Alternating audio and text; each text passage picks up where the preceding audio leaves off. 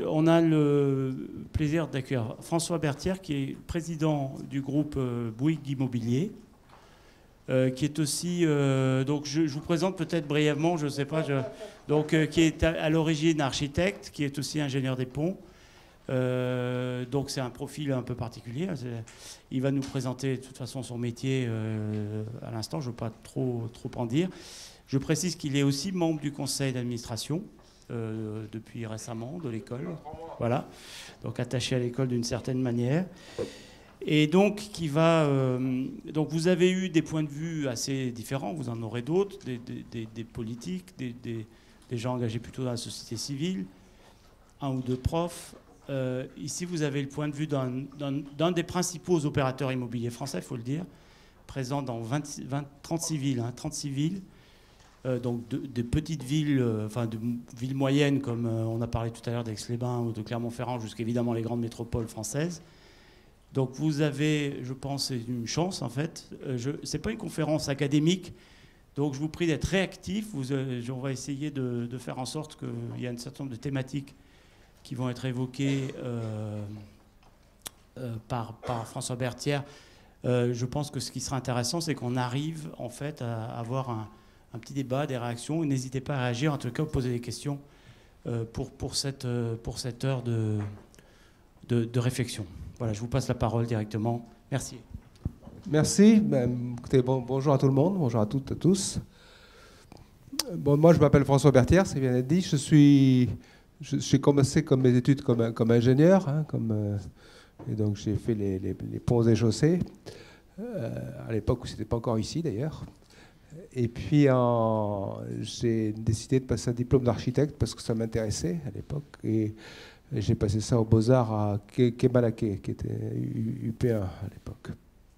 Et donc je me suis retrouvé au début à 25 ans avec un diplôme d'ingénieur et puis un diplôme d'architecte, avec l'obligation, comme j'étais du corps des ponts, de faire 10 ans dans l'administration. Donc j'ai fait l'administration, j'ai fait quelques routes et quelques ponts, en particulier en Corse.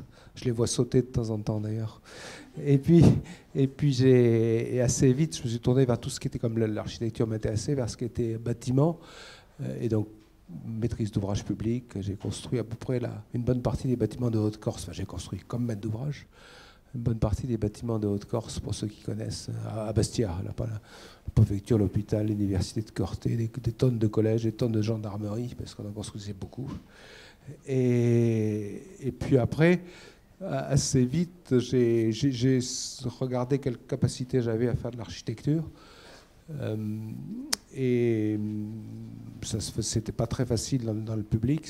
Ça s'est ouvert depuis, mais maintenant il y a des architectes à la SNCF, à Aéroport de Paris, dans des tas d'endroits. Et puis donc je me suis dirigé vers la maîtrise d'ouvrage. Et donc je suis dans le groupe Bouygues où j'ai fait de l'immobilier depuis à peu près 30 ans. D'abord, moi j'adore ce métier de maître d'ouvrage. Je pense que c'est un vrai métier, c'est un métier complémentaire de l'architecture. On peut pas... je travaille avec beaucoup de grands architectes. Je travaille beaucoup avec Christian de Portzamparc, que je connais très bien et qui a fait notre propre siège à Paris, à Issy-Moulineaux, à la limite de Paris d'Issy-Moulineaux. Et je considère qu'on ne peut pas faire de bonne architecture si on n'a pas de bons maîtres d'ouvrage. Et réciproquement. Donc ça, mon premier message, c'est qu'effectivement, dans votre métier futur, la contribution de l'architecte est absolument essentielle. Mais ça ne marche que si vous avez un vrai dialogue, une vraie capacité de travail avec le maître d'ouvrage. Sinon, quand un bâtiment est moche, et malheureusement il y en a un paquet, il faut considérer que la faute elle est commune. L'architecte il ne peut pas dire que c'est la faute de son maître d'ouvrage, et le maître d'ouvrage il ne peut pas dire que c'est la faute de son architecte. C'est parce qu'ils ont été infoutus de travailler correctement ensemble. Souvenez-vous de ça parce que c'est important. Moi j'ai aussi beaucoup de respect pour les architectes. Je vais vous raconter juste une petite anecdote, puis on va rentrer dans le vif du sujet. Donc j'ai été pris aux Beaux-Arts à UP1 avec une équivalence, comme j'avais un diplôme d'ingénieur. Donc on m'a dit, les 2 premières années, on te donne une équivalence. Tu rentres en 3e année, donc après tu vas jusqu'à ton diplôme, à condition de recommencer tout ce qui est architecture à partir du début. Donc je me retrouvais À l'époque, je sortais de Polytechnique, il y avait encore un service militaire, donc j'avais fait ça, donc j'étais assez actif. Et puis je me suis retrouvé avec des gamins de 18 ans, vous n'êtes plus des gamins. Hein, je me suis retrouvé avec des jeunes gens de 18 ans, on nous a collés dans un amphi, et on nous a dit, vous allez dessiner votre maison, la maison que vous avez envie d'habiter. On était 200, 250. Bon, moi, je me suis dit, c'est vachement facile, et j'ai merdé assez lamentablement. Et sur les 250, il y en avait une quinzaine qui manifestement avaient un don, une vision. Donc, ce jour-là, j'ai compris que c'était un vrai métier, que c'était un vrai talent, et j'ai beaucoup de respect pour les architectes. Alors, ça n'empêche pas que, de temps en temps, on a des discussions un peu hardes. Mais si vous voulez, je pense que la formation d'architecte, c'est une formation à la synthèse, c'est une formation qui est différente de la formation d'ingénieur, qui est complémentaire, et que il y a un vrai apport des architectes dans la maîtrise d'ouvrage, et que c'est un des rôles des maîtres d'ouvrage, c'est d'être capable de l'exprimer. Alors voilà, donc ça c'était mon préambule. Donc je fais ce métier depuis très longtemps. Enfin longtemps, disons. Je suis absolument passionné, mais j'ai vu une transformation complète du métier pendant cette période. Et je vois en ce moment à l'œuvre des tas de changements, des tas de modifications qui recèlent des opportunités, mais qui recèlent aussi pas mal de dangers, et qui en tout cas vont remettre en cause assez profondément, à mon sens, les conditions d'exercice que vous allez avoir, vous, dans votre métier, quand vous serez architecte, et que les maîtres d'ouvrage... Vous parlez du métier de maître d'ouvrage, là, mais aussi de celui d'architecte. Non, je dis dans les métiers, puisque comme je dis, c'est les mêmes... Enfin, c'est pas les mêmes métiers, évidemment, mais c'est l'acte de construire, il est partagé entre le maître d'ouvrage, l'architecte et les concepteurs, et les entreprises, accessoirement, d'ailleurs. Et je dis que les changements qui sont à l'œuvre en ce moment vont impacter de façon très forte l'exercice de ces métiers, et y compris, et de façon importante, le vôtre. Alors, si je reprends un peu d'histoire, il y a d'abord eu une vague de transformation qui est importante parce qu'elle est sous-jacente dans votre métier. Il y a d'abord eu une énorme financiarisation de ce métier. C'est-à-dire qu'il y a une trentaine d'années, c'était un métier local. Les gens construisaient des logements, les achetaient, ou les HLM, ou les personnes privées. Et ils empruntaient pour financer ça, et puis ça roulait comme ça. Et on construisait assez peu de grands immeubles de bureaux, et quand on construisait des grands immeubles de bureaux, ils étaient achetés directement par les entreprises ou par les sociétés d'assurance. Sous l'effet d'une financiarisation globale de l'économie, l'immobilier est devenu un actif financier. Et aujourd'hui, c'est un actif exactement chez les gens qui financent l'immobilier, parce que l'immobilier ça coûte cher, donc il y a des circuits financiers lourds pour pouvoir construire. Eh bien, c'est considéré par les financiers comme des actions ou comme des obligations. Et donc, ce qu'ils attendent de ces gens-là, ils se fichent totalement de la qualité architecturale de la ville dans laquelle ils construisent. Ce qui les intéresse, c'est est-ce que j'ai un produit qui va rapporter de l'argent, ce qu'on appelle des cash flows. Est-ce qu'il va fabriquer un cash flow dans la durée, puisque j'investis dans la durée, donc il faut que j'ai en face de ça un rapport des revenus dans la durée. Est-ce que j'ai un cash flow long? Est-ce que ce cash flow, est-ce qu'il n'a pas trop de risques? Est-ce que ça va rester occupé? Est-ce que ça va payer des loyers ou rembourser des emprunts pendant la durée? Et troisièmement, est-ce que il n'est pas volatile? C'est-à-dire que ça m'assure ce revenu dans la durée. Alors ça veut dire que vous ne le voyez pas, ça, parce que c'est mon boulot en amont de trouver l'argent pour pouvoir financer les opérations. Mais ça veut dire qu'il y a des contraintes qui pèsent sur les opérations. C'est-à-dire qu'on va vouloir que si les immeubles de bureaux, par exemple, soient relativement banalisés pour pouvoir accueillir n'importe quelle entreprise, mais qu'ils puissent qu'ils ne soient pas vides, donc qu'ils puissent évoluer, qu'ils vont durer 20 ans ou 30 ans, que les charges ne soient pas trop élevées, parce que s'il y a des charges élevées, il y a moins de loyers. Donc il y a tout un raisonnement financier qui finalement va imposer un certain nombre de codes et de contraintes qui vont peser sur la conception architecturale et sur la gestion des immeubles. Et ça, il faut le savoir, parce que j'ai constaté souvent que dans les dialogues des architectes, c'est des choses qu'ils ne comprenaient pas bien. C'est-à-dire que vous c'est normal, vous êtes préoccupé de la qualité de votre immeuble, de son rapport à son environnement, de le contextualiser. Mais celui qui paye, finalement, lui, il a une vision totalement matérialiste et base du sujet. Et donc, ça va influer sur ça risque de pousser la standardisation. Et ça va influer sur l'objet. À l'inverse, c'est aussi des opportunités, parce que quand on a bien compris ça, ça veut dire que si vous êtes capable de prouver que votre immeuble il est très flexible, personne ne sait dans 10 ans comment va fonctionner telle ou telle ville. Donc, si vous êtes capable de prouver que votre immeuble il peut se transformer en autre chose, il peut accueillir un autre usage, ou que les charges d'exploitation sont faibles, ça, c'est des points positifs. Donc, si vous êtes capable de comprendre ces opportunités-là, ça vous permet de dégager de l'argent qui vont vous permettre de faire un bâtiment qui, à l'instant T, sera plus riche et mieux adapté. Donc, il faut, premièrement, donc, la financiarisation. Avec son danger, c'est que si on n'a pas bien compris, ben, ça peut vous amener à standardiser le produit. Et deuxièmement, il ne faut pas attendre de ces gens-là qui vous aident à réfléchir sur la forme urbaine. Hein. C'est peine perdue. Mais à vous de travailler intelligemment, comme toujours. C'est comme au judo. Quand vous avez une contrainte, il faut vous en servir comme une force, et comme une opportunité. Dans ma vie professionnelle, les bâtiments les plus intéressants que j'ai vu construire, c'est généralement ceux où il y a le plus de contraintes. Les bons architectes, c'est justement ceux qui savent prendre des contraintes et les transformer en intérêt. Mais c'est vrai aussi de l'architecture classique. Quand on regarde les grands bâtiments, ils ont généralement été faits dans un environnement compliqué.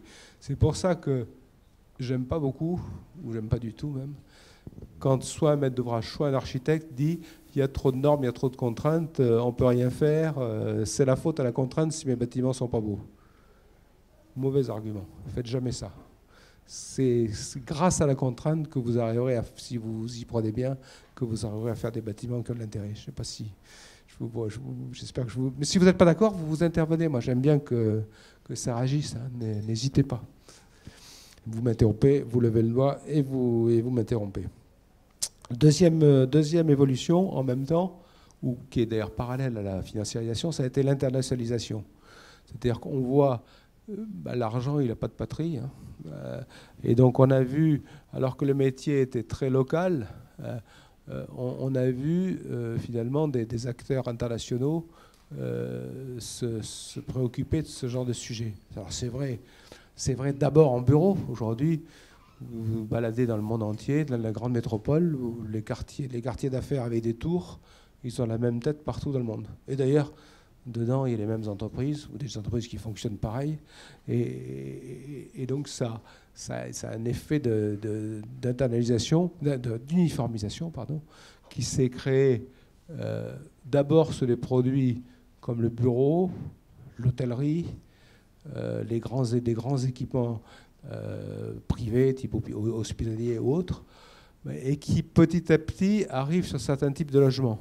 On voit alors c'est moins vrai, probablement un peu moins vrai en France, mais on voit dans un style international qui se développe aussi beaucoup en matière de logement, en particulier si vous voyagez dans les métropoles asiatiques ou américaines ou sud-américaines. Donc cette internationalisation, qu'est-ce qu'elle... pour vous, ça veut dire qu'il faut être ouvert sur d'autres cultures. C'est-à-dire que vous serez amené dans votre vie professionnelle à discuter avec des gens de cultures différentes. Ça a évidemment un danger, c'est un danger de standardisation et d'uniformité. Donc il faut faire attention à ça, il faut essayer de lutter contre ça. C'est beaucoup moins vrai en logement, qui est quand même la grosse partie de la production, parce que le logement, c'est beaucoup plus culturel, plus vernaculaire et plus attaché aux habitudes d'un pays. Et même dans un pays donné comme la France, on voit bien que le logement, il se fait pas pareil, il n'est pas exactement fait pareil suivant les endroits. Mais il faut savoir que c'est une tendance qui existe et qui, à mon avis, va se renforcer parce que le monde est de plus en plus interconnecté. Troisième sujet, alors là on se rapproche de choses plus concrètes, qui est sorti... qui a commencé à sortir au moment de la première crise pétrolière. La première crise pétrolière, je vous rappelle, c'est en 1974. C'est tout ce qui est lié aux économies d'énergie. puis au développement durable. Et donc ça, c'est une tendance qui a émergé à ce moment-là, qui avait commencé à se développer avec des réflexions d'un club d'intellectuels qui s'appelait le Club de Rome, à la fin des années 60, et qui commençait à préconiser la décroissance en disant le monde ne sera jamais capable de nourrir toute l'humanité qui est en train de se fabriquer. Bon, ils avaient tort, parce que finalement, on a bien, pour l'instant, on arrive encore bien à les nourrir. Mais c'est vrai qu'il y a eu une prise de conscience progressive et qui maintenant est généralisée, même s'il y a un président aux États-Unis qui n'a pas envie de comprendre, mais je pense que tout son entourage a compris, c'est que on ne peut pas tirer en permanence les ressources de la planète sans risquer de graves problèmes dans le futur. Et là, en France, ça a été concrétisé par le Grenelle de l'environnement, qui a été développé maintenant il y a, je ne sais pas, 10 ans, 7-8 ans, je pense, le Grenelle. C'était Borloo, 7 ans. C'était Borloo. Donc ça vise évidemment d'abord les économies d'énergie, mais ça ne vise pas que les économies d'énergie. Il faut bien comprendre que le développement durable, c'est l'économie des ressources de la planète. Et évidemment, le bâtiment, donc notre métier commun, il est très très impacté par ces sujets-là, puisque vous savez que le bâtiment, c'est à peu près 40% des dépenses d'énergie en France. Donc il y a évidemment l'automobile, mais il y a le bâtiment. Donc on a pris ce sujet, il a d'abord été pris par le biais des économies d'énergie, puisque c'est venu avec la première crise pétrolière. Et donc donc petit à petit, on a fabriqué des normes sur l'isolation thermique des bâtiments, qui a beaucoup. Deuxièmement, en France, on a poussé le chauffage électrique. C'est un choix, et ça c'est un choix national qui n'a pas été fait dans d'autres pays, parce que le chauffage électrique, en France, comme on a un parc nucléaire, il y a beaucoup d'électricité à un prix qui est relativement faible. Enfin, c'est un prix, ce prix, d'ailleurs, entre parenthèses, il est faible parce qu'on a oublié de provisionner l'argent qu'il faut, les milliards qu'il faut pour démanteler les centrales nucléaires. Mais donc, c'est ce qu'on appelle les externalités négatives en économie, c'est-à-dire c'est les coûts cachés qui sont des coûts collectifs et qu'on compte pas. Donc on a oublié ça qu'on est en train de réintroduire. Donc tout le monde sait que le coût de l'énergie, de l'électricité nucléaire va monter dans le futur proche. Donc on a fait le choix du tout électrique qui allait assez bien aux promoteurs, aux investisseurs, parce que c'est beaucoup moins cher de mettre des convecteurs électriques dans un logement que de mettre un chauffage central ou voire même un chauffage urbain. Et puis, deuxièmement, on a isolé. Ça a été la première phase. Ça a eu un certain succès. Ça a quand même, petit à petit, on s'est dit aussi, et ça c'était arrivé au moment du Grenelle, on va durcir les réglementations techniques. Et les réglementations techniques, on va faire en sorte qu'on va limiter les déperditions d'énergie au-delà de l'isolation. Et ça a amené à diminuer la taille des fenêtres. Grosse bêtise. C'est-à-dire que la première réglementation, comment ? Au début, c'était terrible. Ça a été corrigé un petit peu depuis. Et donc la première réaction, mais c'est la règle nous a poussé à ça. Et puis donc les règles techniques, elles sont, comment dirais-je, l'administration ou l'État ou le gouvernement fait des règles, parce que c'est son métier de faire des règles ou des lois. Et puis les opérateurs privés que nous sommes, vous comme nous, eh bien ils prennent ces règles. Ils les appliquent, parce qu'on applique la loi, mais bien entendu, ils cherchent à les optimiser. Ils cherchent à trouver le moyen de jouer avec la règle en permanence pour s'en servir de la manière la plus profitable pour eux, que ce soit les architectes, que ce soit les promoteurs. Et donc on s'est aperçu assez vite qu'une des manières de limiter les déperditions d'énergie, c'est de limiter la taille des fenêtres. D'ailleurs, il n'y a pas besoin d'être... C'est pas très compliqué à comprendre. Donc on a limité la taille des fenêtres. Ce qui montre un des problèmes de la norme, c'est que si on prend une norme de façon isolée, indépendamment du reste, on peut faire des bêtises parce qu'on s'aperçoit qu'on nuit à la qualité d'usage. Et donc, donc on a fait ça comme tout le monde, hein, et on s'est trouvé, finalement, il y a une génération de bâtiments, ça a été assez court, hein, parce qu'on s'en est assez vite rendu compte, où il n'y a pas assez de fenêtres. Donc maintenant, on est reparti dans un schéma où on a réagrandi les surfaces vitrées, mais en parallèle, il y a eu de l'investissement dans la recherche et la technologie qui fait qu'il y a eu des verres beaucoup plus performants. Donc on a des fenêtres qui sont plus grandes, mais qui finalement perdent moins d'énergie qu'on le faisait dans le temps. Et puis le coup d'après, c'est qu'on va faire des verres qui sont producteurs d'énergie en y insérant des des capteurs photovoltaïques. Moi, ce que j'ai déjà fait dans un certain nombre d'opérations, on sait aujourd'hui faire des capteurs photovoltaïques relativement transparents. Donc premier sujet, ça a été tous ces sujets d'économie d'énergie, avec effectivement un balancier qui est allé un peu loin, et puis donc un retour en arrière sur la norme, parce qu'il faut toujours trouver l'équilibre entre la norme et l'usage. Deuxième sujet en matière de développement durable, c'est l'économie de ressources naturelles. Et là, je pense qu'on a énormément de travail à faire, et on n'est vraiment pas très bon. C'est-à-dire qu'on n'optimise pas. Quand on construit un avion, par exemple, comme ça vole et qu'il faut que ce soit le plus léger possible, ou même une voiture aujourd'hui, les ingénieurs vont chercher, oui, et les concepteurs vont chercher la limite dans le respect de la sécurité, mais les ingénieurs vont chercher la limite du poids des matériaux. En bâtiment, on flanque des coefficients de sécurité dans tous les sens, et on ne va pas chercher l'optimisation de la matière. Et la légèreté d'un bâtiment, moi je pense que la légèreté, c'est un élément important d'économie, de coût, d'économie de portance du sol. Et je pense qu'on a des progrès considérables à faire, et ça c'est un boulot d'ingénieur et un boulot d'architecte, de travailler sur ces sujets d'économie de matières premières. Troisième sujet sur le développement durable qui est en train d'arriver en France, qui est arrivé très largement à l'étranger, mais qui n'est pas encore très développé en France, c'est le bas carbone. Autrement dit, comme l'énergie nucléaire est décarbonée, en France, on s'est préoccupé d'économie d'énergie, on ne s'est pas préoccupé d'économie de carbone ou de faibles émissions de carbone. Alors qu'à l'étranger, on parle que de faibles émissions de carbone. Et on est en train d'y venir. Et alors ça remet en cause beaucoup des techniques traditionnelles françaises. La France, c'est la patrie du béton. Hein. C'est ici qu'on a inventé le béton armé. Les trois majors du BTP, dont Bouygues d'ailleurs, ont largement procédé. Et puis Lafarge aussi, mais le plus grand producteur de ciment du monde. Donc on construit énormément en béton, et la compétence technique globale de la profession, c'est le béton. Et par ailleurs, évidemment, les grands bétonniers, les bétonneurs et les grands cimentiers se sont débrouillés pour limiter la construction en autres matériaux. Et donc le bois est évidemment une solution, une réponse remarquable en matière de bas carbone. Donc on voit se développer la construction en bois. Elle est encore plus chère que la construction en béton aujourd'hui en France. Pas beaucoup, mais encore plus cher. Nous, on construit en ce moment des immeubles en bois.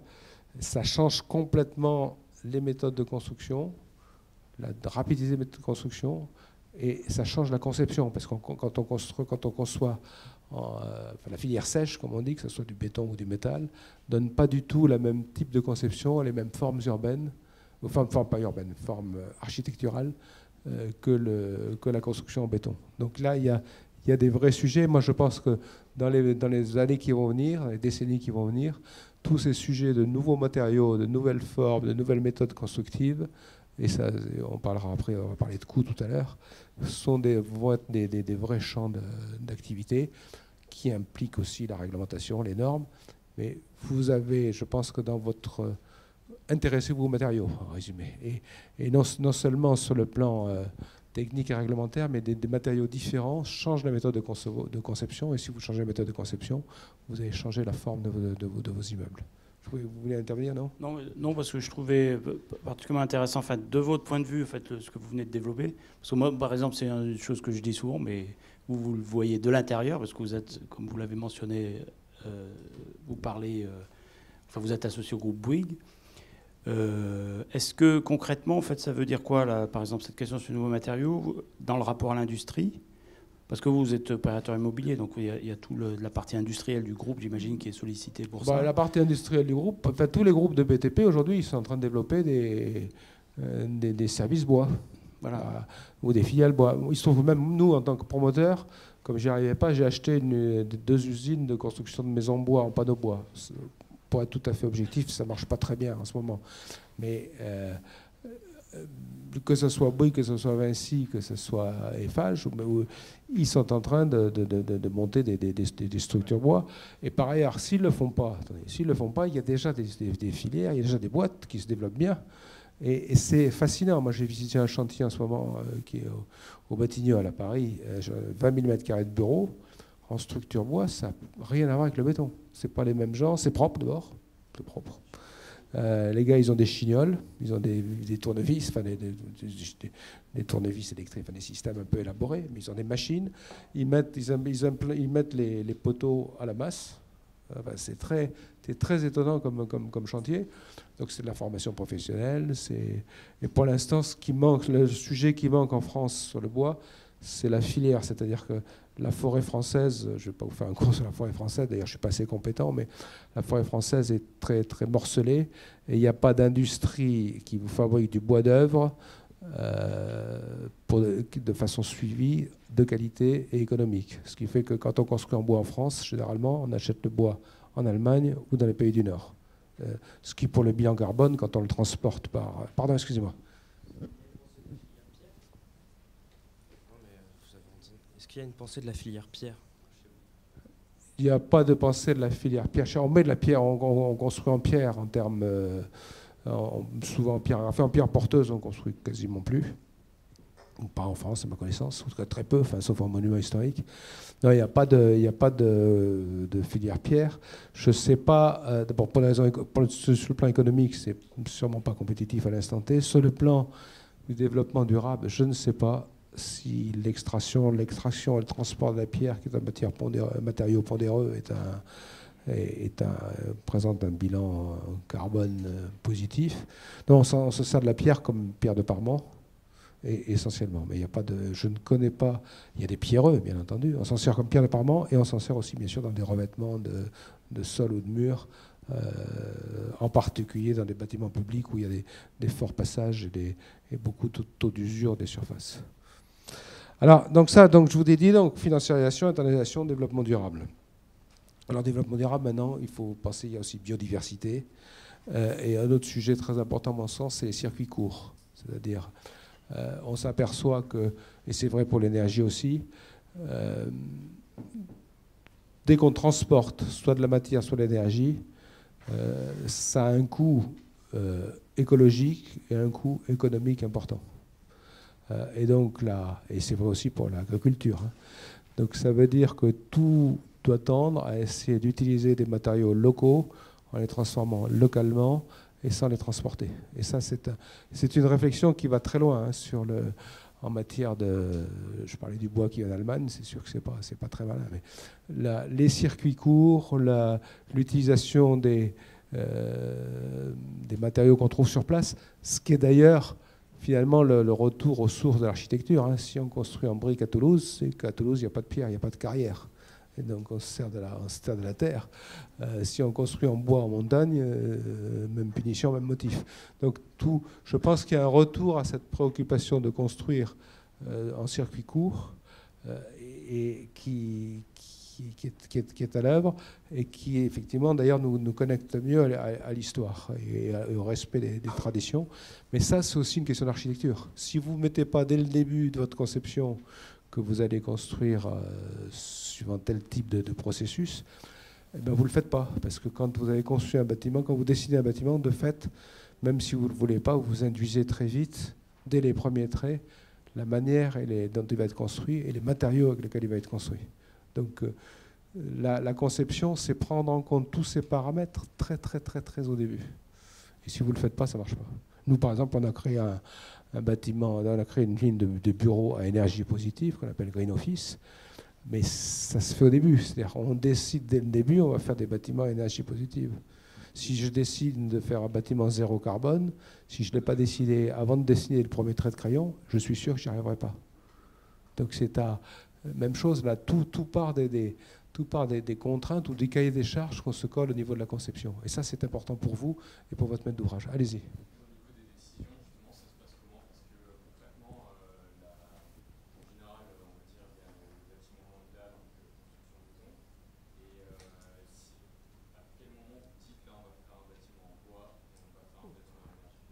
Au début. Si je ne le dis pas au début, c'est foutu. C'est un critère, soit je dis, soit je pense. Ça, après, c'est un critère d'usage. C'est de me dire, l'énergie positive, c'était volontariste. C'était de se dire, de toute manière, il faut dépenser mon énergie. Et on s'est fait. Donc, On a fait l'innovation incrémentale chez nous. Donc on a fait des bureaux. La réglementation thermique qui est applicable aujourd'hui, c'est la RT 2000. Maintenant, c'était 2015. À l'époque, c'était RT 2012. Donc on a fait du RT 2012, puis on a fait RT 2012 moins 10%, puis moins 20%, puis on est arrivé à moins 50%.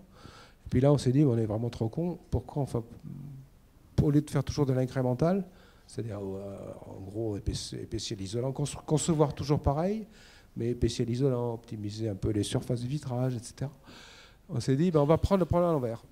On va se dire pourquoi on n'est pas capable de faire un bâtiment à énergie positive, puisqu'on pense que dans 20 ans, ce sera la norme, ou dans 10 ans. Et là, on est parti. Donc, on a dit, on a choisi un architecte, choisi un terrain. On s'y colle dès le début. Donc, maintenant, chaque fois que tu vas tirer un trait, tu vas réfléchir à ça. Et de fait, on a eu de la chance, ça a marché. J'ai une autre idée. Je vais vous passer la parole après. Une autre réponse sur le bois. Je vous ai parlé d'un bâtiment qu'on fait en bois au Batignolles. Il se trouve que ce bâtiment, il est il fait R+9. Il a une assez grande partie qui est en surplomb au-dessus des voies ferrées. Donc on a commencé par il faut une base béton pour le poser, parce qu'on a quelques puits. Après, il est évident que quand vous avez un bâtiment qui est construit en pont au-dessus des voies ferrées, c'est les voies ferrées de la gare Saint-Lazare, donc il y a du monde. On a deux contraintes. La première, c'est que plus c'est léger, plus c'est facile à porter. C'est assez basique comme réflexion. Et deuxièmement, plus on construit vite et moins on a d'emmerdement parce qu'on perturbe le trafic de train. Et c'est pour le coup, c'est notre architecte. Il se trouve que c'est une architecte allemande qui s'appelle Eberle, autrichienne, pardon, et donc, qui a l'habitude de la construction bois, qui a dit, mais vous voulez faire plus léger, plus rapide, arrêtez vos histoires de béton, faites-moi ça en bois. Et on a dit, pourquoi pas, et on a arrêté la conception, on a rebasculé notre... Donc voilà comment ça se passe. Et donc, si vous voulez, vous avez l'influence des normes, et puis vous avez les choix. Et puis vous avez tout ce qui est le client, le marketing et le client. Aujourd'hui, un bâtiment, les grandes entreprises en particulier, pour le logement, ça vient de façon un peu plus difficile, mais c'est en train de s'accélérer. Mais une grande entreprise, elle a besoin de prouver à ses clients ou à ses actionnaires qu'elle est responsable. Vous avez ça, et vous avez entendu parler de la responsabilité, la RSE sociale et écologique du bâtiment. Et éthique des entreprises.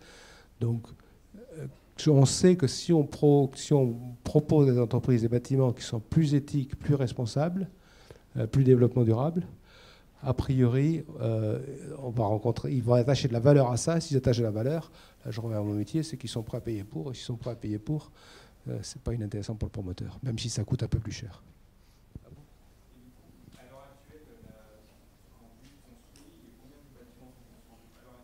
99% en béton. Non, mais c'est la proportion française. La construction en bois. Alors, attends, il faut distinguer le bois de Parement. Ça, le bois de Parement, c'est un bardage. Donc, sauf qu'aujourd'hui, on n'a pas trouvé de bois de Parement qui est vieilli correctement. Je ne sais pas si vous avez vu, moi j'ai construit un immeuble il n'y a pas très longtemps, qui est un très bel immeuble à Chaville. On a fait ça en Parement. Et bien qu'on ait du bois, qu'on a traité même d'abord les bois, il faut faire attention au bois. Il faut que les bois ils soient certifiés écologiques. Vous ne pouvez pas les couper des IP comme ça, ou de le couper en Afrique, ou de l'IP au Brésil, n'importe comment. Et deuxièmement, suivant leur orientation à la pluie et la protection, ils ne vieillissent pas de la même manière.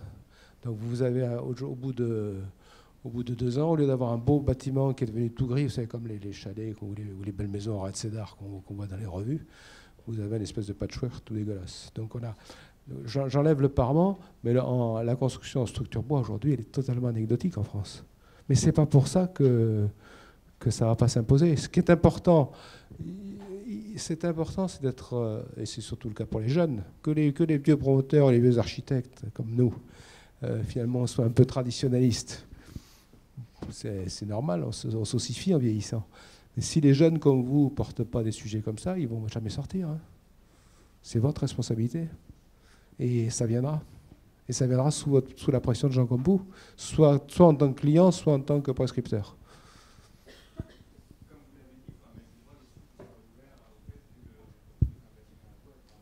Oui, mais... Non, vous avez raison. Mais d'abord, faut pas penser que tous les promoteurs sont des cons. et deuxièmement, que c'est la pression générale. Si vous voulez, on ne parlait pas de développement durable il y a 10 ans, on en parle maintenant. Les clients le demandent. Là, il y a une demande formidable de responsabilité. Nos propres collaborateurs, ils demandent qu'on se conduise de façon responsable, sinon ils ne viennent pas. Et aujourd'hui, il y a une lutte des talents. Les clients, je vous dis, les grandes entreprises aujourd'hui, elles vous demandent des bâtiments vertueux. Les mairies vous imposent, les mairies vous disent, je veux que dans tel quartier soit, on va parler de quartier et d'économie positive. Donc tout ça vous pousse. Vous avez vu peut-être les concours Réinventer Paris ou Inventer Grand Paris. Tout ça vous pousse. En fait, c'est pas une lubie. Tout ça, c'est pas des lubies. C'est simplement la prise en compte de problèmes majeurs, que ça, c'est le problème de développement durable, et la prise en compte sociale, de manière sociale, de façon progressive. Et généralement, ça commence plutôt par le haut de gamme, parce que c'est là qu'on a où les bureaux où il y a plus d'argent, parce que c'est là que c'est plus facile de financer. Yeah. Et c'est de toute manière, moi, c'est dans le tuyau. Et d'ailleurs, vous avez aujourd'hui tous les maîtres d'ouvrage vous racontent qu'ils en font, même quand ils en font pas. Donc c'est la tendance. Alors après, c'est des stratégies. Soit des maîtres d'ouvrage, soit des architectes, parce qu'il y a aussi des architectes qui disent, moi, je vous parlais de cette architecte autrichienne. S'il y a des architectes qui disent, voilà, moi je vais me spécialiser dans tel axe, et voilà le message, voilà le combat que je vais porter. Alors évidemment, s'ils sont complètement contre par rapport à l'évolution sociale d'un pays ou de la demande sociale, ils vont se planter. Mais s'ils sont dans la tendance, ils viendront. Alors ils sont précurseurs, il ne faut pas avoir raison trop d'eau parce que c'est un peu compliqué. Mais si c'est intelligemment géré dans la tendance, ça se fait. Puis de la même manière, vous pouvez faire une partie en béton, une partie en bois, et puis vous progressez. Et il faut baisser les prix d'ailleurs, parce que quand vous augmentez les séries, il faut baisser les prix. Une autre question? Allez-y.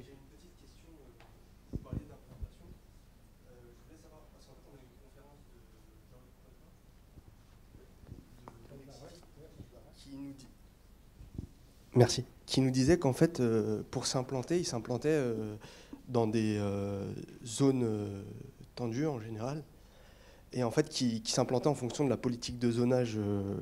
Et je voulais savoir, est-ce que chez vous, chez Bouygues Immobilier, votre politique est similaire? Est-ce que vous vous implantez dans des opérations qui sont déjà existantes, dans des ZAC, etc. Ou est-ce que vous avez des politiques un peu plus innovantes, comme par exemple à Londres, si je prends un exemple, où ils essayent de créer leur propre quartier. Je pense notamment à l'opérateur Ballymore, par exemple, qui essaye de restructurer un nouveau quartier.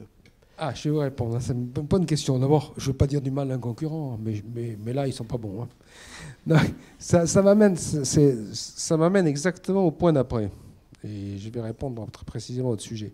Je vous ai parlé de tendances un peu longues et du passé. Il y a 3 tendances actuelles, et dont une est celle que vous décrivez. 3 tendances actuelles, et donc c'est celles qui vont se dérouler dans le futur, à mon sens. La première, c'est le passage de l'immeuble au quartier. C'est-à-dire le niveau de réflexion monte depuis l'immeuble de 50 logements, qui était l'immeuble traditionnel qu'on faisait, parce que les promoteurs font très peu de maisons individuelles, ou quand ils font des maisons individuelles, c'est des maisons individuelles groupées. Mais maintenant, c'est le passage là. Le niveau de réflexion, il monte à l'échelle de l'urbanisme ou à l'échelle du quartier. La deuxième tendance, c'est la primauté des usages et la montée des usages et de la personnalisation. Et donc le passage finalement de la propriété au service.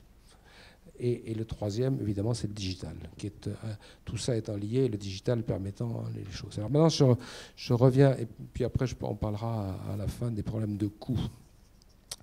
Sur les quartiers, nous, la stratégie que Bouygues Immobilier a mise en place, pour laquelle j'ai beaucoup réfléchi, c'est que le niveau pertinent de réflexion en matière de développement urbain et en matière même d'architecture, c'est plus le niveau de l'immeuble. Bien sûr, il faut construire des immeubles, il faut étudier des immeubles, mais c'est le niveau du quartier. Et pourquoi ou de la ville. Et pourquoi c'est une question fondamentale? Parce que je pense que c'est à l'échelle du quartier qu'on peut commencer à régler tous les problèmes de fond dont j'ai parlé. Le développement durable, par exemple. Le premier bâtiment bureau énergie positive qu'on a construit, je l'ai construit à Vélizy. Enfin, pour ceux qui connaissent, c'est la commune de Meudon, mais là où il y a le centre commercial de Vélizy 2. Un bâtiment de 23 000 m². On a réussi notre coup. Il y a 5 000 mètres carrés de panneaux solaires. On a un bâtiment qui produit 10% de plus d'énergie qu'il en consomme depuis 5 ans. Ça fonctionne, ça marche.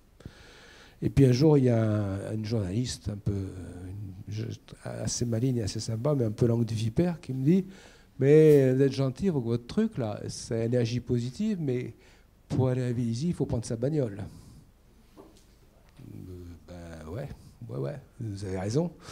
Donc j'ai dit, on va calculer le bilan de ce bâtiment sur sa durée de vie.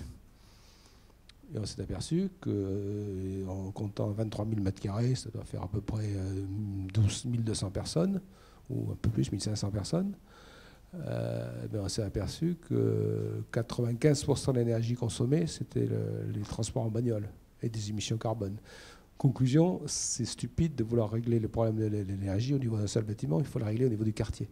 Parce qu'au niveau du quartier, vous pouvez mutualiser l'énergie entre le logement, bureau, commerce, vous pouvez fabriquer du stockage, vous pouvez fabriquer des énergies renouvelables et stocker l'énergie renouvelable sur des batteries, enfin, vous pouvez faire un certain nombre de choses. Donc, quand vous parlez moi je pense qu'il y a deux questions qui sont complètement consubstantielles dans une ville, c'est la mobilité et l'habitat. C'est-à-dire vous ne pouvez pas réfléchir à une ville sans réfléchir à la mobilité, c'est-à-dire aux bagnoles, à la place des voitures, à la place des transports en commun. Et évidemment, ça ne peut pas se régler à l'échelle d'un bâtiment. Imaginez d'ailleurs, c'était un beau sujet de réflexion pour vous.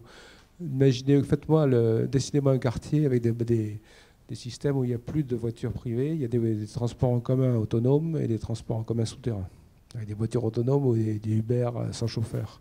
Vous allez voir que la ville, elle n'a plus la même tête. Hein. Et ce n'est pas l'utopie. Dans 20 ans, c'est ce que vous aurez. Donc si vous raisonnez, et comme il faut 20 ans pour construire une ville, si vous y pensez aujourd'hui, si vous voulez le faire dans 20 ans, il faut y penser aujourd'hui. Donc effectivement, nous, on s'est mis à réfléchir au niveau des quartiers, et évidemment, on a essayé de réfléchir en avance de phase, c'est-à-dire en se disant d'abord on peut pas, je trouve pas de surface, ou rarement des surfaces d'une taille suffisante pour aller faire des quartiers à l'intérieur au centre de Paris ou au centre de Londres. Hein. Et ça n'existe pas. Donc par définition, vous êtes plutôt dans des zones un peu qui ne sont pas hyper centrales. Et deuxièmement, il faut réfléchir faut réfléchir de toutes pièces, c'est-à-dire en créant son propre environnement, en réfléchissant au transport, en réfléchissant à l'emploi, en réfléchissant à la forme urbaine. Et en réfléchissant comme ça, on s'est dit que finalement la ville, le modèle de la ville, quand on réfléchit comme ça, il est différent du modèle traditionnel. Enfin, il est différent. Il faut compléter le modèle traditionnel. Nous, on considère aujourd'hui qu'il y a 3 couches dans une ville. Il y a une première couche, c'est la superstructure. C'est tout ce qui est au-dessus du sol, en fait. Et c'est traditionnellement, c'est les bâtiments, les places. Une ville, c'est plutôt des vides que des pleins. Hein. Ce qui définit une ville, c'est pas les bâtiments, c'est les vides. Hein. C'est les espaces publics. Quand on dessine une ville, on dessine des vides, on ne dessine pas des pleins. Et donc vous avez toute la superstructure, c'est tout ce qui est au-dessus. Donc c'est ce qui a été traditionnellement depuis des siècles le travail des urbanistes, qui existe toujours bien sûr. Vous avez un deuxième niveau qui est juste souterrain, c'est tous les réseaux utilitaires. Hein. Vous avez tout un tas de tuyaux, de machins qui sont sous terre, et qui existent depuis 2000 ans, que les Romains avaient largement développé et qui s'est perfectionné au cours du siècle. Hein. Mais les égouts généralisés, c'est quand même assez récent. Et ça a un siècle ou deux, entre un siècle et demi, disons. Et puis, maintenant, il y a tous les réseaux de téléphone, de fibres et autres. Donc, vous avez toute une partie souterraine de la ville qui est assez compliquée parce que souvent, elle ne coïncide pas très bien avec ce qui est au-dessus. Hein. Et ça pose quand même quelques jolis problèmes quand vous intervenez dans un bâtiment existant. Et puis, moi, je pense que nous pensons aujourd'hui qu'il y a une troisième couche, qui est une couche logicielle. C'est-à-dire que comme la ville, c'est de plus en plus de services, c'est de la gestion, on parlera de digital et de smartphone, mais on considère aujourd'hui qu'il y a des services urbains de plus en plus personnalisés et qui sont tous sur les tablettes, sur les mobiles, sur les ordinateurs, et que donc la conception de la ville, elle doit intégrer aussi la manière de la conception des usages qu'on peut y faire ou qu'on va y faire, qu'on ne connaît pas tous, et donc la couche logicielle qui permet de faire ça. Je parle de Smart City, par exemple. Mais oui, mais si vous faites un quartier nouveau aujourd'hui, si vous ne faites pas une Smart City, il faut changer de métier. Hein. Et donc nous, on s'est positionné sur ces genres de sujets. Donc on a fait ça, on a commencé à faire ça au Fort d'Issy aux Moulineaux, par exemple.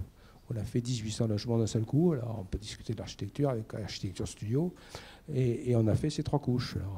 Alors, et on teste des réseaux de, par exemple, c'était un fort militaire. Donc qui sur une hauteur, c'était les forts qui avaient été construits après 1870. On a fait tout un tas de forts autour de Paris, ou avant 1870 d'ailleurs, juste un peu avant, c'est Napoléon III. Et ça n'a pas empêché les Allemands de prendre Paris en 1870. Donc ce fort, on a gardé l'enceinte et on s'est dit on va y faire rentrer, les voitures ne vont pas rentrer. Donc on les fait plonger tout de suite dans des parkings. On ne fait pas rentrer. Ici les Moulineaux, en banlieue parisienne. Et donc on a testé des systèmes d'aspiration de poubelles. C'est-à-dire que les camions poubelles ne rentrent pas, ça aspire et ça sort dehors. Et là-dedans, on crée des réseaux communautaires. C'est-à-dire qu'au niveau du fort, vous avez des réseaux communautaires. Donc on a fabriqué des couches logicielles et on a offert des réseaux communautaires aux habitants. Ce qui fait qu'il y a des services, ils organisent eux-mêmes leurs propres services. Il y en a qui sont regroupés pour faire des achats groupés pour avoir des prix moins élevés. Vous pouvez organiser du babysitting, vous pouvez organiser évidemment tous les rapports avec la ville, les inscriptions des gosses à l'école, vous pouvez faire des courses. Enfin, on est en train de développer, par exemple, dans d'autres immeubles, des conciergeries. Il n'y a plus de concierges, mais des casiers, par exemple, avec des serrures électroniques. Ce qui fait qu'un livreur peut venir vous déposer des paquets, vous lui envoyez sur votre iPhone, vous lui envoyez un code qui dure 5 minutes. Ce qui lui permet d'ouvrir le casier, de mettre son truc. Vous pouvez aussi faire la même chose à la maison. Nos appartements, on met des serrures électroniques qui sont commandables à distance. Donc on a développé ça. Par exemple, vous parliez de quartiers un peu en devenir. On est à Marseille, dans les quartiers nord, sur le port de Marseille, dans les quartiers nord, qui ne sont pas les quartiers les plus réputés. Et on a gagné le concours il y a 2 ans, on a traité la semaine dernière. Ça s'appelle Marseille XXL, si vous voulez trouver ça dans la littérature. Vous trouverez ça assez facilement sur Internet. On va faire 200 000 m² dans l'arrière-port de Marseille, en plein quartier nord. Et où là, on va créer tout à partir de zéro, un quartier avec énergie positive. On va prendre des calories dans l'eau de la mer avec des pompes à chaleur. Donc on va se faire notre propre réseau de chaleur. On va échanger l'énergie, ce qu'on a déjà fait à Lyon, entre bureaux, commerce, logement. On va organiser du stockage. On a évidemment un quartier comme ça, c'est un quartier qui est mixte. Il est mixte en termes de fonctions, bureau, commerce, logement, immeuble d'activité. Il est mixte en termes de génération, il y a des jeunes, des vieux, il est mixte en termes de niveau social. Allez-y. Oui, mais c'est fait pour ça.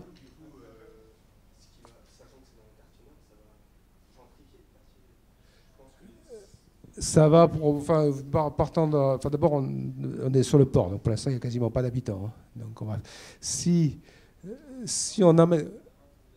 Et la question c'est, sachant que c'est dans les quartiers nord de Marseille, ça va gentrifier le quartier. Ce qui n'est pas faux, c'est qu'on va habiter des habitants. D'abord, pour l'instant, il n'y a pas d'habitants. Donc déjà, on ne va pas en faire partir pour en mettre d'autres à la place. Et par ailleurs, si vous voulez faire évoluer des quartiers comme ça, il n'y a qu'une méthode, c'est pas de faire partir, c'est d'amener des gens nouveaux, c'est d'arriver à mélanger les gens nouveaux. La difficulté dans ce cas-là, c'est de garder. La difficulté dans un cas comme ça, c'est de garder les gens qui existent. Si vous prenez la gentrification par exemple, des quartiers nord de Paris, du 10e, 11e, 19e, en fait, comme il y avait assez peu d'habitats HLM, donc et que le logement social, de fait, c'était du logement ancien détenu par des propriétaires privés, souvent en loi de 48, petit à petit, on a poussé les gens dehors par la hausse des prix fonciers. Si dans les quartiers nord de Marseille, à mon avis, il y a du chemin à faire avant de le gentrifier. Hein. Mais sinon, vous les laissez comme ça. Si vous ne pouvez pas... La seule manière de faire les quartiers, c'est quand même d'y apporter des populations nouvelles qui n'ont pas envie d'y habiter aujourd'hui. Alors justement, sur ce sujet-là, on a une réflexion sur les cités, sur un certain nombre de cités. Alors, pas toutes, parce qu'il faut évidemment, la première, nous, entreprise privée, on ne peut pas aller dans des cités tant que la sécurité et l'ordre ne sont pas établis. Il y a des prérogatives d'État qui sont les prérogatives d'ordre public. Mais ce qu'on pense par contre, c'est qu'à partir du moment où une cité est HLM, hein, je parle des cités qui ont une trentaine d'années, pose pas de problème majeur de sécurité, alors pas plus qu'ailleurs, hein, parce qu'il y a des vols aussi dans le 16e arrondissement. Hein. Et eh bien, ça ne peut, une seule manière de faire évoluer sur le long terme de telle cité, ça ne peut pas être uniquement la puissance publique. Et que ça a échoué. La politique de la ville, on a déversé des millions, qui sont, ou des milliards même, qui ne sont pas mal utilisés, mais il faut qu'ils ne suffisent pas, c'est-à-dire qui améliorent l'environnement, mais qui n'arrivent pas à faire venir de populations nouvelles. Donc on a passé un accord, nous, à Sartrouville. Sartrouville, c'est une ville de la banlieue ouest de Paris, à une vingtaine de kilomètres, dans laquelle il y a une cité importante qui s'appelle la Cité des Indes, 1800 logements sociaux, alors des bars et des tours, comme on faisait à l'époque. Et on a passé un accord avec le propriétaire, avec la ville et avec l'État, par lequel on s'est engagé, ça va durer une quinzaine d'années à mon avis. Il y a 10 800 logements habités, tous sociaux.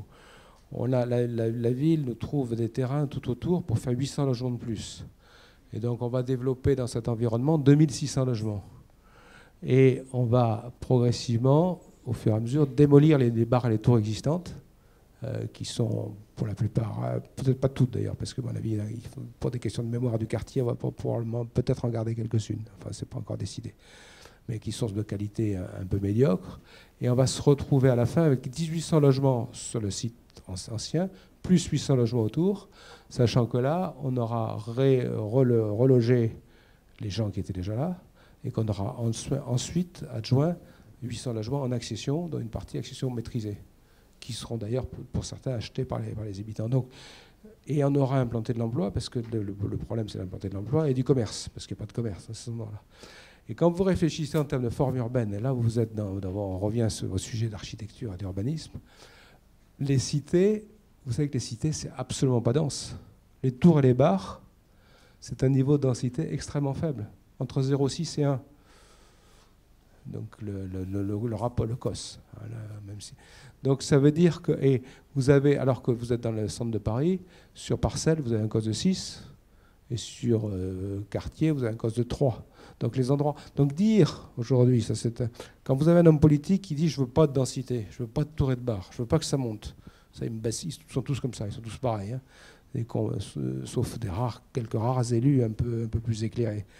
Quand ils disent je ne veux pas, vous baissez la densité, vous baissez l'auteur, vous baissez la densité. Ils n'arrivent pas à comprendre que les cités, parce qu'ils pensent densité égale tour et bar égale population défavorisée, égale emmerdement pour le maire, pour vous la faire courte. C'est un raisonnement stupide. Quand vous êtes à R+5, vous faites un quartier à R+5 moyen, vous arrivez à du COS de 1,3, 1,5, avec un environnement correct. Donc on s'aperçoit sur Sartrouville, on a fait l'exemple, on remet 1800 logements par rapport à ceux qui existent, où il y a aujourd'hui des tours qui font R+18, vous arrivez à tout, je fais tout ça en R+5. Enfin on n'est pas dedans, entre R+3 et R+5, je crois qu'il y a quelques points de R+6. Et avec un quartier normal, avec des rues, des places et des commerces en rez-de-chaussée.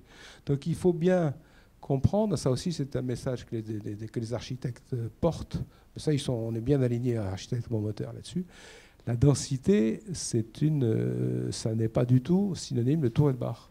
Et d'ailleurs, les métropoles et les villes sont très denses.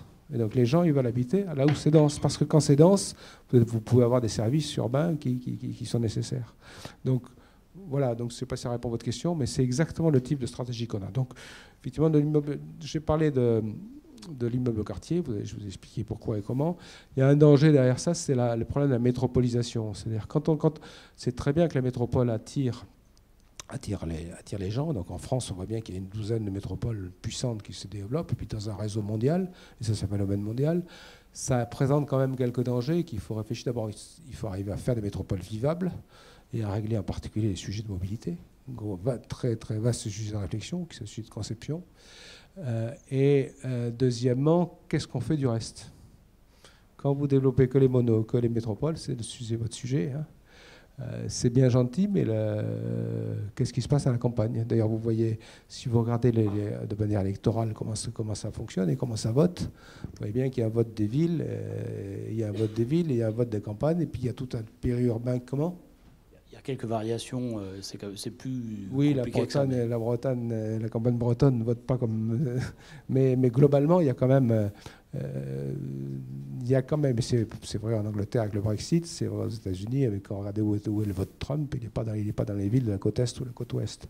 Donc, aujourd'hui, il y a un vrai sujet de réflexion de cohérence il faut travailler sur les métropoles, il faut travailler sur le périurbain, il faut travailler sur le reste du pays. Et il y a des sujets de réflexion pour vous. Nous, on a 36 implantations en France.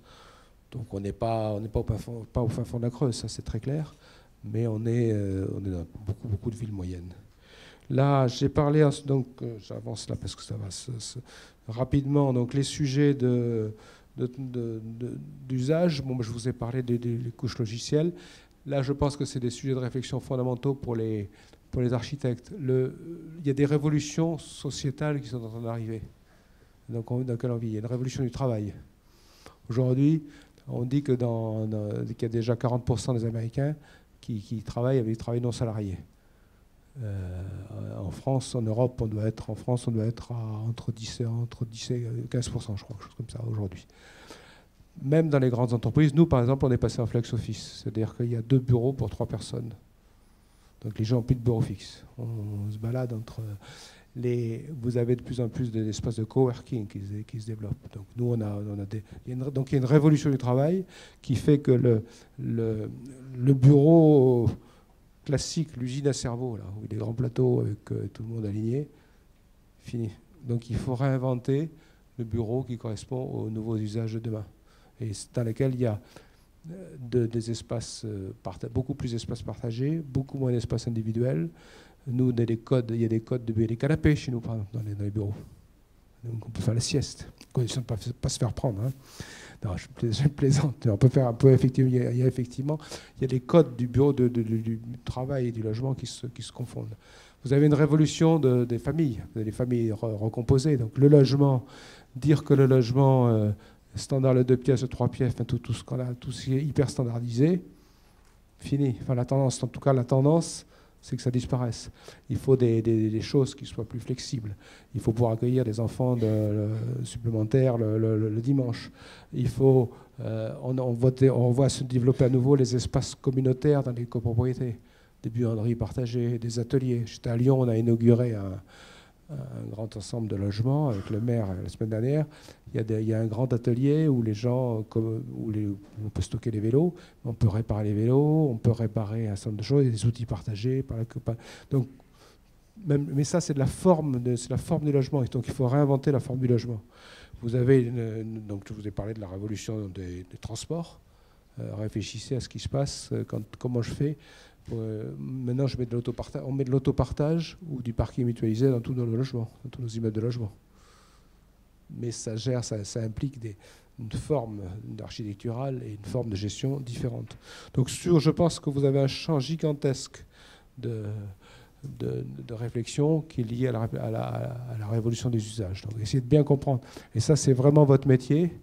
C'est comprenez quels sont les besoins des gens, comment les gens vivent.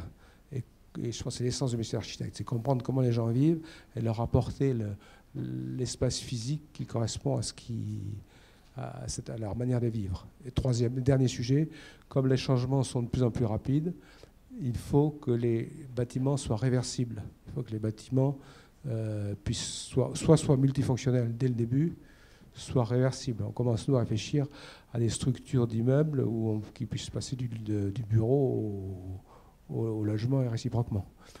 Ce qui veut dire globalement des poteaux dalles ou des poteaux dalles plutôt que des murs forts. Et puis une réflexion sur les points d'eau et les gaines. Donc sur les usages, je pense que il y a une révolution et qui est en train de se développer à toute allure. Et tout ça, évidemment, est permis par le digital. Alors dans le digital, il y a des sujets qui permettent de régler ces problèmes de réfléchir à la conception, de personnaliser les usages, d'avoir des applications qui sont très individualisées. Vous avez aussi un sujet qui fait très polémique chez les architectes, qui est le BIM, la maquette numérique. Moi, je pense que d'abord, la maquette numérique, la question, c'est pas est-ce que je suis pour ou je suis contre. La maquette numérique, elle se fera. Elle se fait d'ailleurs, elle existe. Donc la question que vous avez à vous poser, c'est comment je me détermine par rapport à ça et comment moi je l'utilise et je m'en sers. Je ne pense pas, contrairement à ce que pensent un certain nombre de gens, que c'est une grande menace pour les architectes. C'est-à-dire que les architectes, c'est un outil, le BIM. C'est un outil qui permet d'organiser la collaboration de toutes les parties prenantes sur ce que ce soit en conception, au moment du permis de construire, en chantier, et puis après pendant la vie du bâtiment, dans laquelle tout le monde, c'est une plateforme d'échange. Donc je pense au contraire, c'est un outil de productivité, et c'est un outil qui doit pouvoir vous décharger de tâches matérielles. À l'inverse, il faut faire très attention. Moi je pense qu'il y a le danger, c'est pas le BIM, c'est le coup d'après, éventuellement, c'est l'intelligence artificielle. Les machines auto-apprenantes. Moi j'ai déjà vu aux États-Unis des Autodesk, en l'occurrence, qui est l'un des papes de tous les logiciels de CAO, qui a des programmes où sur un terrain, il vous met le terrain, il vous rentre le PLU et il vous fait 25 bâtiments, 25 formes de bâtiments qui répondent au PLU. Et puis il stocke des données, parce qu'il stocke des données sur des projets passés, et il vous expertise chaque bâtiment sur tous les plans que vous voulez, sur le rendement de surface, sur l'ensoleillement, sur les économies d'énergie. Et puis il vous dit, c'est ce design qui correspond le mieux à ce que vous recherchez, qui est le plus économe, qui est le meilleur. Et puis, comme il a stocké des données, il sait, parce que généralement, quand on dessine quelque chose, le bâtiment qu'on construit, il n'a pas les performances qu'on a prévues. Ça serait trop facile. Donc généralement, vous faites votre bâtiment, vous calculez par exemple sa consommation énergétique, et à la fin, le bâtiment, quand vous l'avez construit, il ne donne pas exactement ce qui était prévu, parce que le calcul était imparfait ou parce qu'il a été réalisé de façon imparfaite. Ils mettent ça dans leur data, et donc ils vous disent aussi de façon prédictive, enfin, ils pensent pouvoir vous dire un jour de façon prédictive, voilà comment va fonctionner le bâtiment. Là, je pense qu'il y a un vrai danger pour les archives, pour nous aussi d'ailleurs. Ceci dit, moi je sais que sur le campus, par exemple, il y a des recherches là-dessus, sur ces logiciels prédictifs. Puisque nous, même l'école d'architecture, on a été sollicités, on a des partenariats avec nos confrères. Il y a quand même des gens qui travaillent là-dessus. Moi, je suis d'accord avec vous. Bien sûr, c'est évident qu'il y a des gens qui travaillent là-dessus. Je ne dis pas qu'il n'y en a pas. Mais je dis que je pense qu'il n'y a pas de danger. Les architectes qui disent jamais le BIM, ça va me priver de ma liberté de création, je pense que ça, c'est bullshit. Par contre, les logiciels prédictifs et ceux qui vous décident des formes avant, donc finalement, qui pourraient se dire on se passe du promoteur, ce qui m'ennuierait quand même un peu, mais on se passe aussi de l'architecte. Je pense qu'il y a des sujets auxquels il faut faire gaffe. Mais c'est vrai pour les médecins aussi. Aujourd'hui, on vous dit que les logiciels se tromperont moins que votre médecin généraliste. Donc là, c'est tous ces sujets du big data qui sont des sujets auxquels on ne comprend pas tout. Et là, vous voyez arriver, d'ailleurs, on voit arriver avec leurs gros sabots des acteurs comme Google sur la ville. Google, aujourd'hui, ils viennent prendre un énorme quartier de redéveloppement à Toronto. Ils disent, je vais refaire un énorme quartier de ville et je vais me payer avec les datas. Et une fois que j'aurai les datas, d'abord, je vais faire de l'immobilier, mais au-delà de ça, ma source de revenus, ça sera les datas. J'avais d'ailleurs une question. Tout à l'heure, on a parlé des smart cities, parce que c'est directement lié sur l'utilisation des données. Quelle est la part, dans les expériences concrètes de développement, là, vous citiez l'expérience du fort d'ici Moulineau, quelle est la part finalement de ce qui est de l'ordre commercial, j'allais dire, en termes de services et de logiciels, la part publique éventuellement, et puis la part d'auto-organisation, c'est-à-dire parce que toute cette question de smart grid et tout ça, on voit très bien l'intérêt que ça peut représenter d'un point de vue technique, par exemple pour gérer la distribution d'électricité, tout ça, c'est déjà comme ça que ça fonctionne, mais ça on voit très bien effectivement l'intérêt que ça peut avoir. C'est quand même la gouvernance, c'est-à-dire qui s'occupe de ça, qui gère le contenu, gère les modalités. Donc ça, moi je pense qu'il y a d'abord, effectivement, les sujets comme les smart, tout ce qui est gestion de l'énergie, c'est assez simple. Tout ce qui est gestion technique, c'est faire mieux, faire de façon plus digitale et mieux que ce qu'on fait aujourd'hui. Après, les usages privés, les conciergeries de quartier, par exemple, on n'a pas encore trouvé vraiment le modèle économique pour des choses clairement. Ce que nous, on pense et qu'on est en train de développer, c'est que, et la conciergerie de quartier est un embryon, c'est qu'il va y avoir un nouveau métier qui va émerger. C'est d'abord opérateur d'immeubles, parce qu'aujourd'hui, vous avez ce qu'on appelle les asset managers, vous avez les property managers, vous avez les facility managers, qui sont des gens, les facility managers, c'est ceux qui entretiennent les chaudières, hein, pour des choses clairement. Les property managers, c'est ceux qui gèrent tous les contrats de gestion. Les asset managers, c'est tous ceux qui gèrent les flux financiers liés à la financiarisation. Tout ça, un jour, ça va se transformer en un seul métier qui est opérateur. Sachant que dans tous ces nouveaux usages, on le voit dans les immeubles de coworking, il y a un enjeu formidable, c'est la vie de la communauté. Nous, on a des bâtiments, des bureaux en coworking qui s'appellent Nextdoor, donc ils seront évidemment décorés de façon, ça ne sera pas là de bureau, en résumé. C'est des locations au mois le mois, c'est-à-dire que c'est comme un hôtel, hein. Vous ne louez pas pour 3 ans, 6 ans, 9 ans. Vous prenez un mois pour un poste de travail. Vous prenez un poste de travail, il y a d'ailleurs des archis. Parce que vous arrivez, vous faites un projet, vous aurez besoin de 10 personnes pendant 6 mois, et puis de 5 ou plus du tout. Donc, vous louez au mois. Et il se crée des communautés. Et donc, il se crée des communautés, et donc celles-là, il faut les animer. Parce qu'une communauté, vous donnez les moyens à la communauté, donc les gens l'alimentent, hein, et tout seul, on aura des Waze, comment ça marche? C'est la communauté qui alimente Waze, par exemple. Mais par contre, il faut des modérateurs, il faut des gestionnaires, Et donc je pense que ce métier d'opérateur de communauté dans les immeubles, il est en train d'émerger. Et il faut le faire émerger dans les villes, avec un sujet de gouvernance, d'abord qui est lié à la propriété des données, et deuxièmement, la propriété et confidentialité des données, et puis de gouvernance. On a une expérience aujourd'hui, alors en France c'est embryonnaire, aux États-Unis ça se développe beaucoup, parce qu'il n'y a pas la CNIL aux États-Unis. La CNIL, c'est la Commission nationale informatique et liberté, qui oblige d'anonymiser les données personnelles, ce qui est un peu rassurant. Mais aux États-Unis, vous pouvez disposer commercialement des données personnelles. Et donc, les Google, Microsoft, des GAFA prospèrent là-dessus. Ce que vous n'avez pas le droit de faire en France. Donc, vous ne pouvez pas utiliser des données n'importe comment. Comment ? C'est bien. Non, c'est une très bonne chose. C'est une très bonne chose. Mais d'ailleurs, accessoirement, c'est un frein à l'entrée des GAFA sur ce marché-là en France. Mais je pense que ce métier d'animateur de quartier, enfin de gestionnaire d'une communauté urbaine, va émerger. Les villes sont comme des poules devant un couteau, mais elles commencent à comprendre que c'est important. Elles n'ont pas les moyens de le faire. Donc je pense que ça se finira par se faire par des partenariats publics-privés ou par des systèmes de concession, comme aujourd'hui, par exemple, c'est des concessionnaires qui gèrent l'eau ou l'électricité. Je pense qu'il va apparaître un métier auquel nous on réfléchit, de concessionnaire, en quelque sorte, de communauté de quartier. Quand à Ginkgo, Bordeaux, le quartier nord de Ginkgo, on fait un quartier de 2700 logements, qui est à peu près la moitié, dans le nord de Bordeaux, qui est il y a beaucoup de grands architectes qui travaillent là-bas. Comment ? Eh bien, on a créé... Donc, vous déplacez 2700 familles, ça va faire plus de 10 000 habitants. Donc là, on est à peu près à la moitié. Donc, on a déplacé entre 4 et 5 000 personnes qui sont forcément, même si ça s'est fait sur 3 ans pour l'instant, ils sont quand même un peu déracinés. Donc, on a fait une espèce de... Et il n'y a pas de mairie, il n'y a pas de service public, assez peu.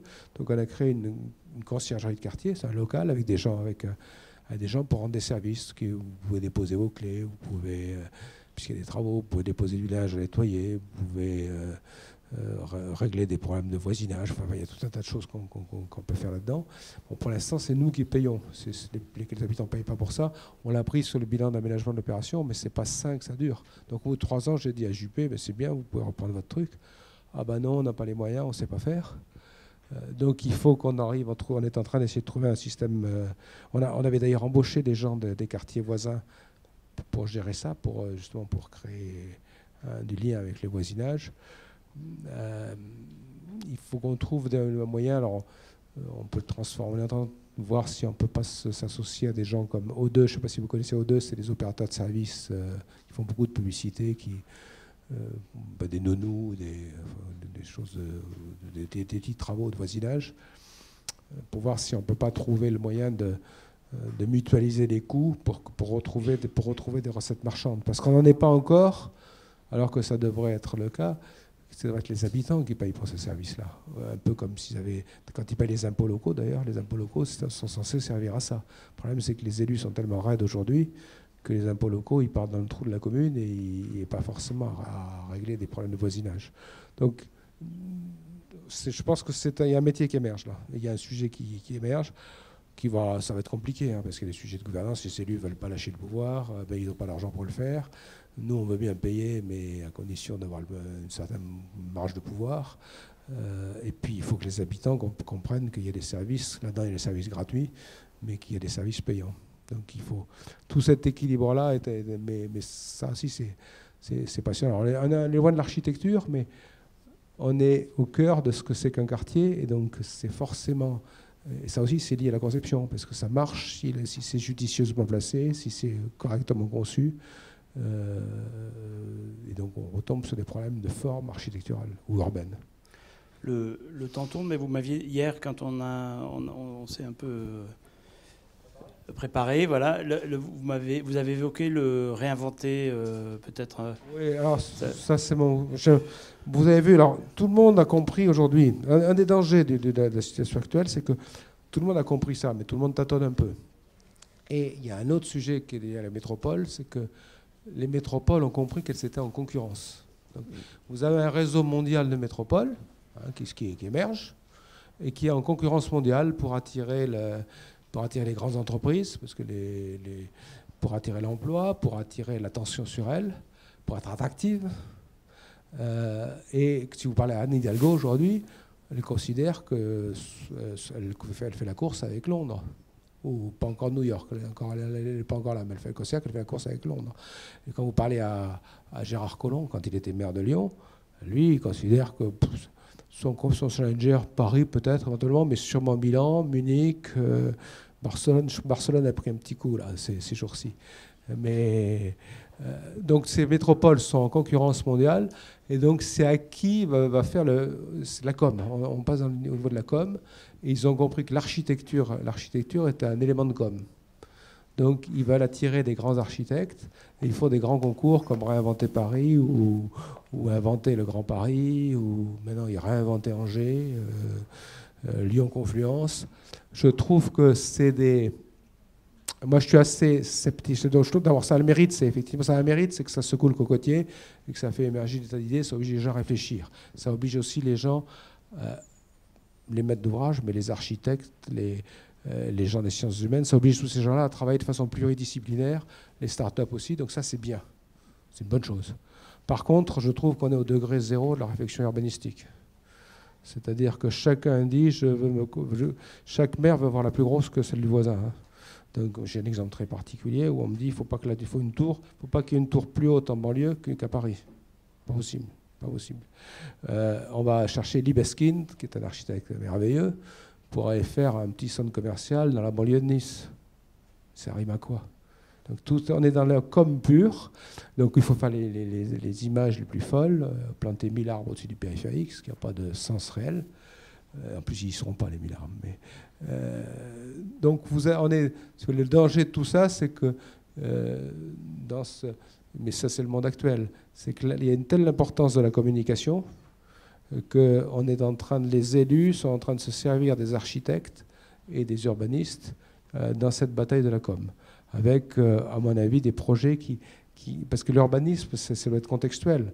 Il faut qu'il y ait une stratégie urbaine globale à la fois sur quels sont les éléments d'attractivité, comment on veut les mettre en place, qui veut-on attirer, et ensuite on se dit voilà comment on va le faire, et ensuite on se dit voilà que dans une ville, dans une structure urbaine, il y a des endroits qui sont tous les endroits ne se valent pas, l'espace il est polarisé, donc il y a des lieux dans la ville qui, parce que à cause de leur situation, vis-à-vis des transports, vis-à-vis des vues, vis-à-vis du relief, sont des lieux qui sont plus éminents. Donc, d'ailleurs, au XIXe siècle, quand l'église triomphante, elle est allée coller des Notre-Dame de la Garde, elle l'a pas mis n'importe où. À Lyon, comment ça s'appelle l'église qui est à Croix-Rousse Fourvière, oui. Notre-Dame de Fourvière, tout ça, ce n'est pas des lieux anodins. Donc les gens ont compris ça depuis longtemps. Donc moi je trouve qu'il est normal que dans une ville, les lieux symboliques et les fonctions symboliques soient des monuments. Je pense que tout le reste, ça doit être du bruit de fond. C'est-à-dire, le Paris haussmannien, c'est une très grande homogénéité de matériaux et de règles, avec des règles urbaines extrêmement dures. La rue de Rivoli, c'est la plus longue barre de France. Hein. C'est une barre. Et donc je trouve qu'aujourd'hui, pour des questions de com, on crée du désordre et du capharnaüm, mais on ne hiérarchise pas les sujets. Donc ça m'énerve un peu. Et puis mais bon, probablement, les 3/4 de ces projets ne vont pas se faire. Et donc les cubes va retomber. Et puis la réalité, la vérité, les structures lourdes et pesantes de la réalité du terrain, de la réalité physique et de la réalité financière, vont faire que ça va se calmer. Mais c'est vrai qu'aujourd'hui, on est un peu dans une espèce de concurrence débridée. Et comme la technique permet de faire à peu près tout ce qu'on veut comme forme, je pense qu'on perd en qualité urbanisme. Moi, je sais que c'est un avis qui fait débat. Moi, je vois de plus en plus d'architectes qui disent c'est n'importe quoi. Alors, bon, ceux qui gagnent sont contents. Moi aussi, quand je gagne, je suis content. Mais je trouve qu'on nous pousse à faire n'importe quoi et que les élus sont irresponsables parce qu'ils ne réfléchissent pas. Je veux dire, moi, je les connais, tous ces gens-là. Ils sont profondément attachés à leur ville. Je connais bien Collomb, je connais bien Hidalgo. Mais leur moteur, c'est quand même d'être dans le journal. Et donc on parle de leur ville parce qu'il y a tel ou tel monument. Or, il y a des endroits qui méritent des monuments. La ville, c'est pas que des monuments. Sinon, c'est n'importe, c'est du désordre. S'il y a trop de monuments, ben on ne voit plus rien. Il y avait une question par là, peut-être.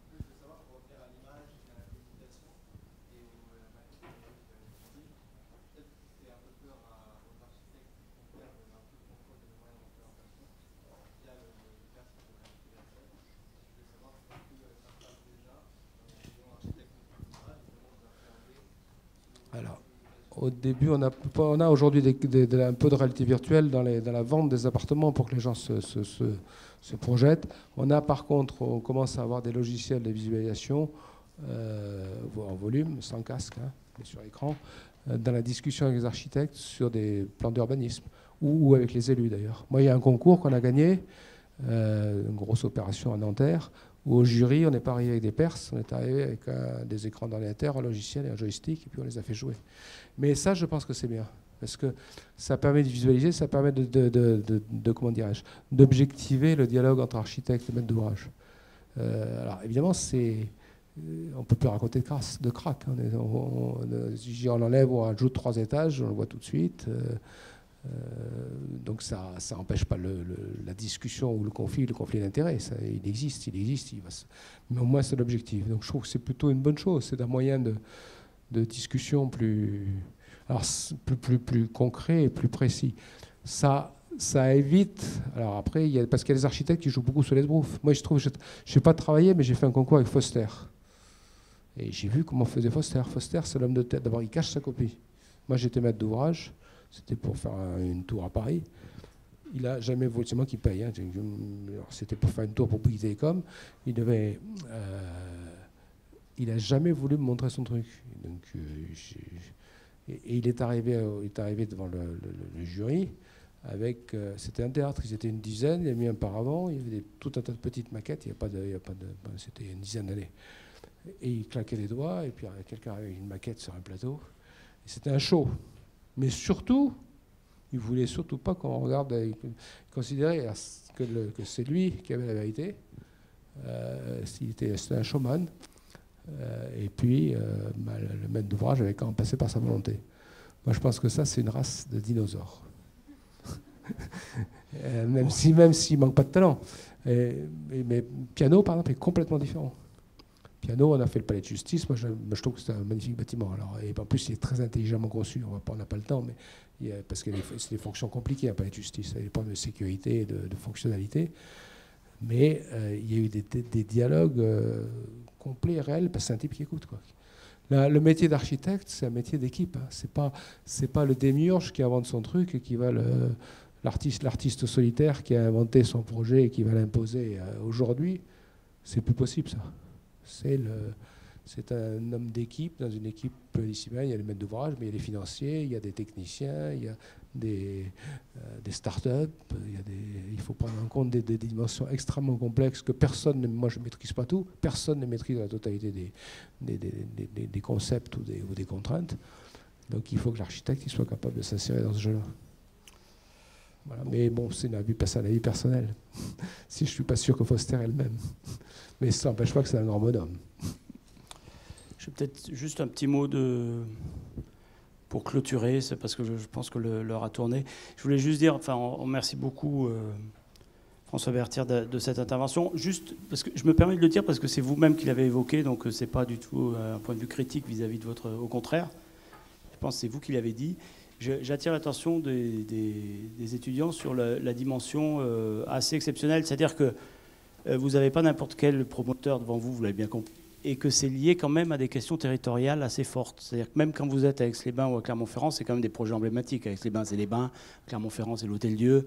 Donc même quand vous êtes des villes, je dirais, d'importance, pas des grandes métropoles, mais et c'est quand même très important. C'est-à-dire, j'allais dire, dans l'ordinaire de notre vie professionnelle, quand on a la chance, effectivement, d'avoir un niveau de réflexion avec le promoteur, j'allais dire, de ce type-là, ça arrive, mais c'est pas tout le temps. Et il faut bien avoir conscience. Il faut aussi apprendre, je pense, à détecter dans chaque territoire quels sont les gens qui vont permettre, en fait, à un moment donné, les maîtres d'ouvrage, parce que moi je suis tout à fait d'accord, on fait pas de projet, on fait pas de bons projets sans bons maîtres d'ouvrage. Et quand on n'est pas dans une grande métropole, quand on n'a pas suffisamment justement d'argent pour faire de l'expérimentation, aujourd'hui par exemple la question de l'architecture en bois, elle est soit dans les grandes métropoles parce qu'il y a de l'argent pour le faire, soit à la campagne parce qu'il y a un réseau, parce qu'en fait c'est pas cher, le menuisier c'est le voisin, etc.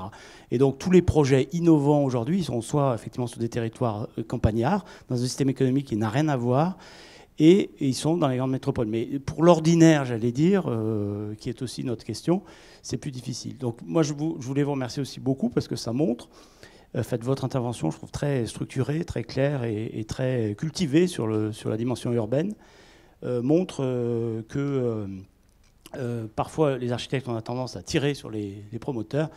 En fait, on a besoin collectivement d'excellents opérateurs immobiliers et je pense qu'on doit même aussi contribuer dans les échanges qu'on a à fabriquer au niveau de la maîtrise d'ouvrage une culture partagée de ce type, soit en s'engageant dans la maîtrise d'ouvrage, soit dans les débats et dans les discussions et dans les publications, etc., critiques qu'on peut avoir.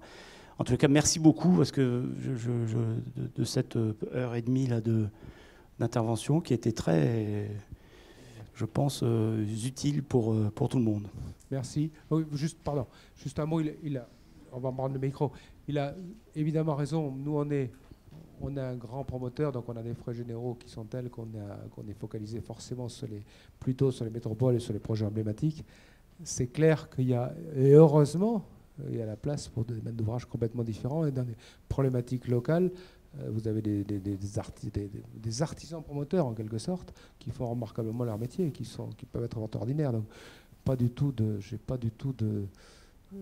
vous l'ai dit au début, j'ouvre plutôt des questions et des pistes. Je n'ai pas du tout de volonté ou de conception hégémonique sur le sujet. Il y a des tas de maîtres d'ouvrage qui font remarquablement leur boulot. Mais après, chacun se fait en fonction de ses moyens, de ses compétences et de sa structuration. Mais il faut bien les deux. Hein. C'est comme ça que ça marche. En tout cas, éduquez-nous. Il a raison. Éduquez vos maîtres d'ouvrage. C'est une bonne chose. Merci beaucoup. Merci beaucoup.